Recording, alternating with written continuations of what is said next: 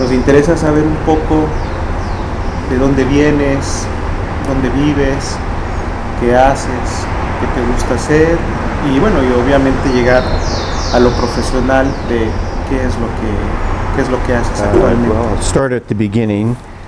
I was born in Denver, Colorado. My mother was British and married an American during the war, but then he died before I was born, and so she came over to live with her father-in-law in Denver, Colorado, and I grew up in Denver, was educated there. I started teaching at a school that I had attended for 6 years, and at the age of 20, and it was a secondary school, so some of my students were not much younger than I, and I quickly realized that I didn't really know a whole lot about teaching and also about the world, and it was a time of social and political ferment in the late 60s with the assassination of Martin Luther King and Robert Kennedy and the big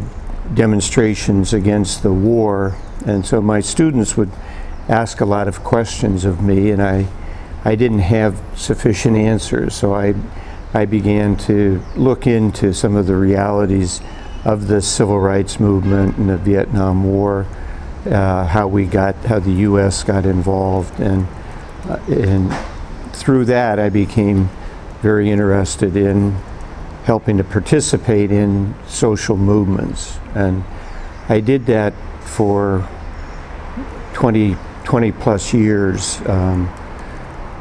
It was the anti-war movement, the woman's right to choose, anti-racist demonstrations, organizations, and during that time I was also teaching a little bit, and then I started to teach in Los Angeles at a huge school that had 4,500 students, and most of them were English language speakers.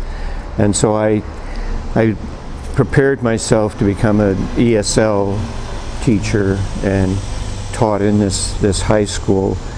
And again, I came up against a realization that I didn't really know enough to be a good teacher of English language learners. So I got my master's degree, and I thoroughly enjoyed the teaching. We would have students from 10, 15 countries in 2 or 3 different classes speaking many languages, and so I tried to make a connection with the students and have one memory that for me sort of captures the beauty of teaching. And there was a young woman who came to high school in the middle of the year from Mexico.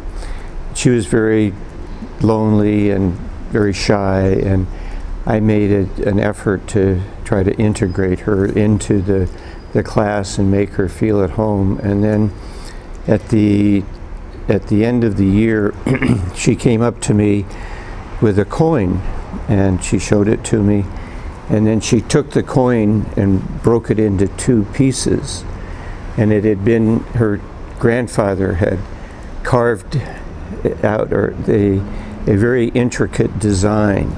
And she said to me, my grandfather told me when he gave me this coin to give it to someone who has made a difference in your life. And so it was very touching, but it captured and she said, and then my grandfather said, you will know that there is somebody that has the other half of your coin. And so it, for me, really captured the reason that I enjoyed teaching so much. Enjoyed the relationship that I had with the students.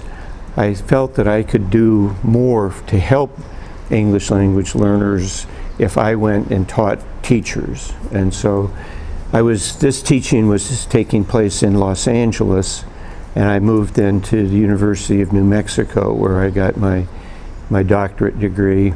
Was hired there, and since 1997 have been teaching as a professor at UNM. And I was fortunate to meet and be a student of Vera John Steiner's, who is internationally one of the best known Vygotskian scholars, and was responsible for helping to make his work available in English. And we had a very good working relationship, and she and I have written a number of articles on Vygotsky's work. And so that's one main area of my research interest. The other is working on second language literacy and helping secondary students acquire literacy as well as oral proficiency. I was lucky to meet Manuel in 2005, and we've had a very, very nice collaborative working relationship ever since then. Gracias por ese comentario, Holbrook. Escucharte me parece que están unidas. Tú me dirás si está unido o no. Un interés teórico con una experiencia y con un sentido de ser. Por lo que entiendo, enseñar es un medio para ayudar, y para ayudar tienes que saber quiénes son, qué hacen, qué necesitan. Well, I think the question that you pose really gets to the heart of what teaching is all about, and that is that we need to look at teaching on two levels, really. One is the student, what the student brings to the classroom, and have a profound understanding of that.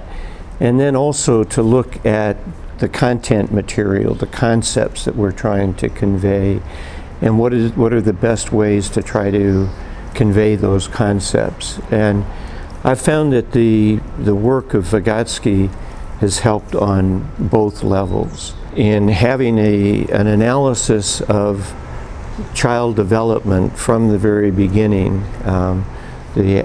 From birth, really, he begins to look at the way that the human psyche is formed, and looks at the process of development, the role that language plays, the intersection of language and thinking, and then looks at times of qualitative change.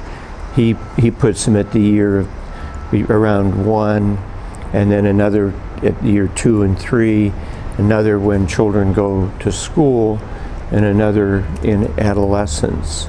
And these are times of qualitative change in the way that they're thinking, their modes of thinking. And for educators, I think it's important to have an understanding of how students have made meaning of the world, the process that they go through, and how they've created a system of meaning, and to value that system of meaning, and then to help to build on that system of meaning. If teachers are looking at just the content and looking at their students really as sort of an amorphous grouping, then they are going to miss a huge percentage of the students. And so it's very important for teachers, I think, to get to know each of their students in as deep a way as possible, in order to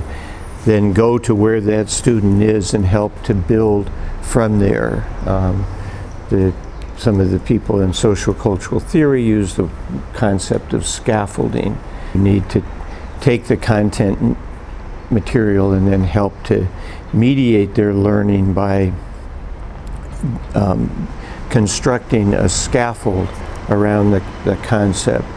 In order to have an effective scaffold, though, one needs to know where to start building it. And I think that Vygotsky helps teachers understand this process of development.